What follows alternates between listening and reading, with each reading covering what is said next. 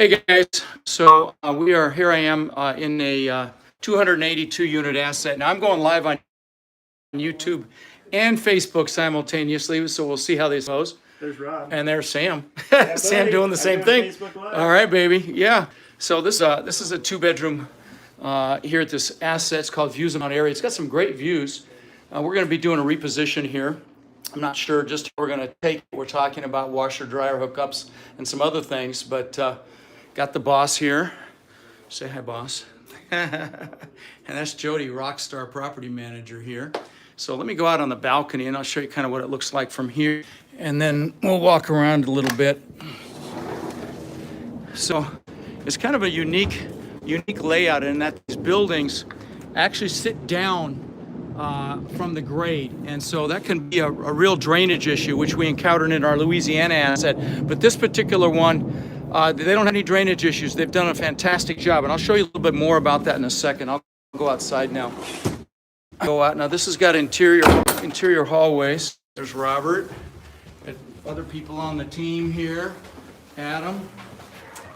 So let me go on out. It's been snowing, so you can see there's salt.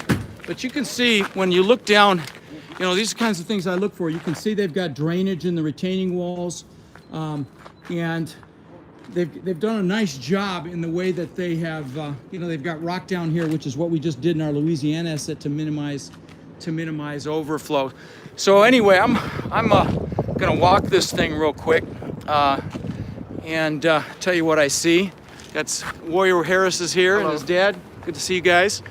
Okay, so we're gonna walk and let me see what I see and just point some things out to you. Now, one of the things here that we're looking at doing is that this is actually a public road that comes into this, and it's actually the city's responsibility. But I think what we'd like to do is button this place up because it's a solid C asset, but it's close to downtown. They used to have a crime problem. They don't anymore. And so I think we're going to look for a variance, and we're going to go ahead and gate it. Well, let me just show you. You can see the view behind me here. It's really got some great views from some of the buildings. And let me get up here. But you can see there's the complex, more of the complex down there below us. And again, it's a pretty big asset. 282 doors. Let me go over here, and you guys can get a nice look at what I'm seeing. But it looks like there's some damage to the railings here. I know that we're redoing some of these bridges. You see these bridges that go over into the units. But you can get an idea of the view here. You can get an idea of, you know, there's some more of the complex down there. And like I said, I think we're going to gate it. You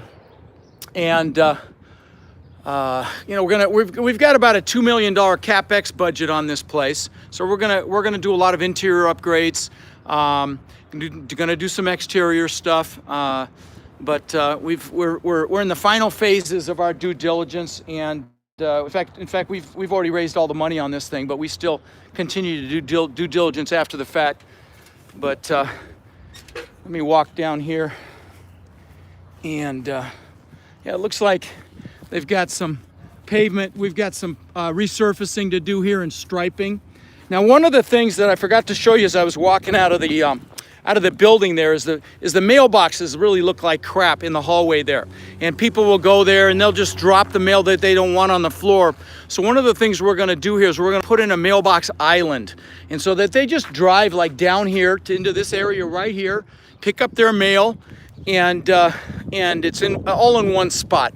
And you know, because these mailboxes, when you've got these old mailboxes on these properties, what you find is that it's very hard to replace them. They're very hard to find and replace mailboxes. So you know, we feel like we're just going to go ahead and tear them out, and I should go up here and show you what I'm talking about.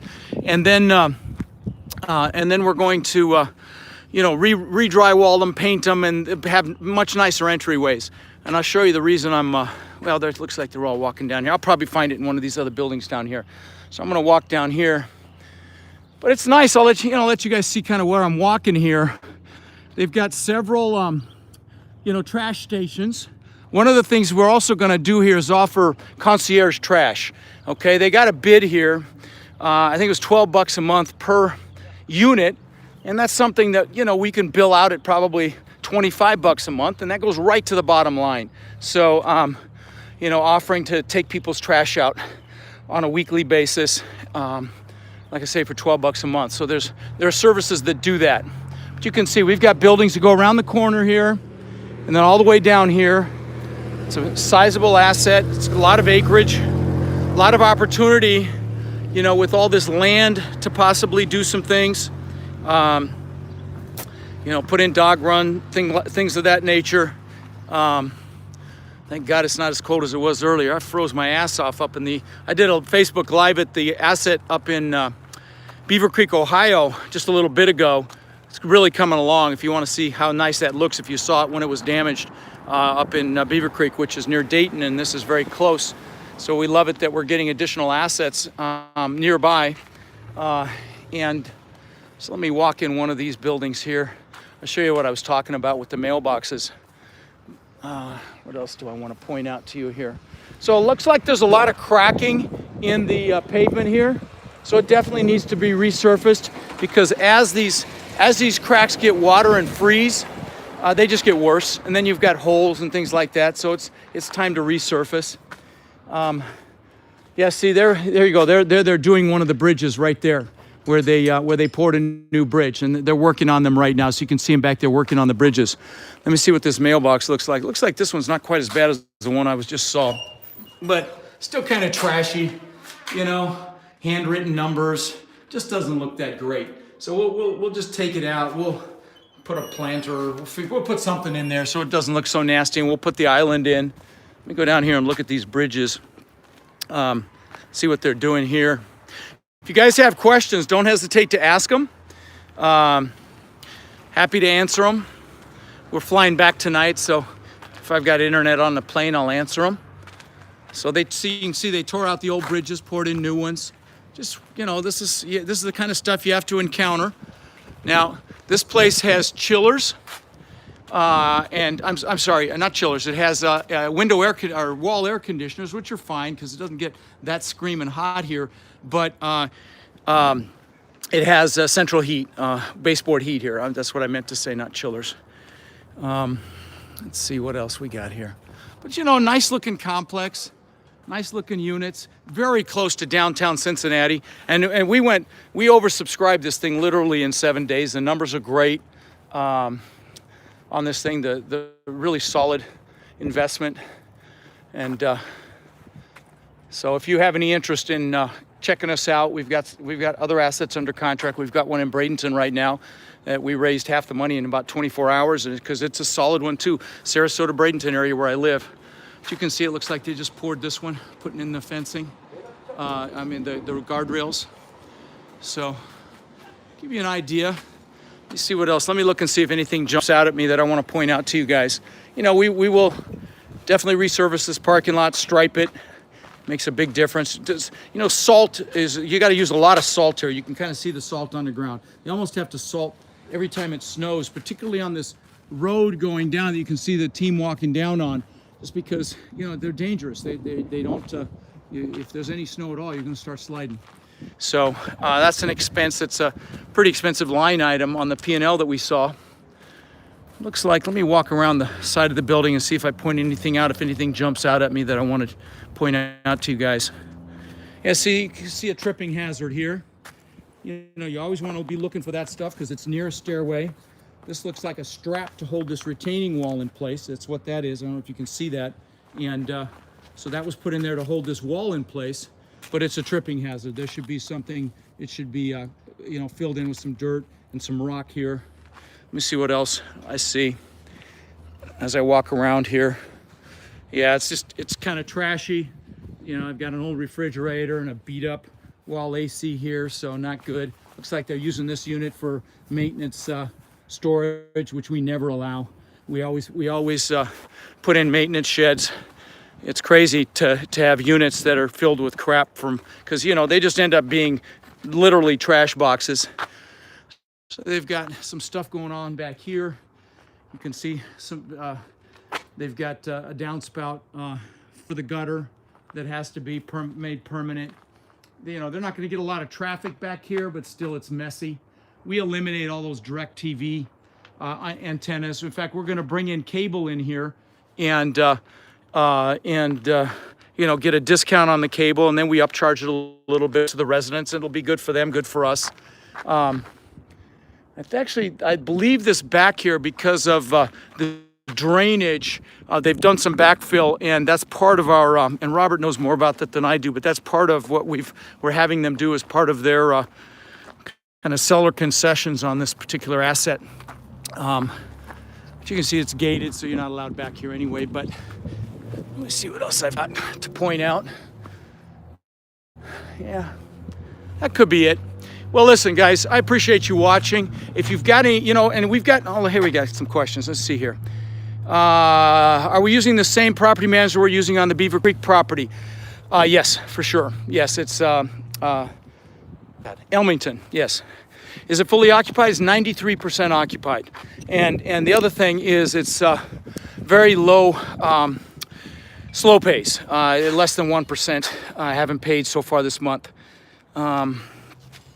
Let's see, how do you put your construction team together when you're out of state? Well, like that Beaver Creek asset, we used a big construction company called Katera, because it was a major, there were some of the buildings there actually got rebuilt.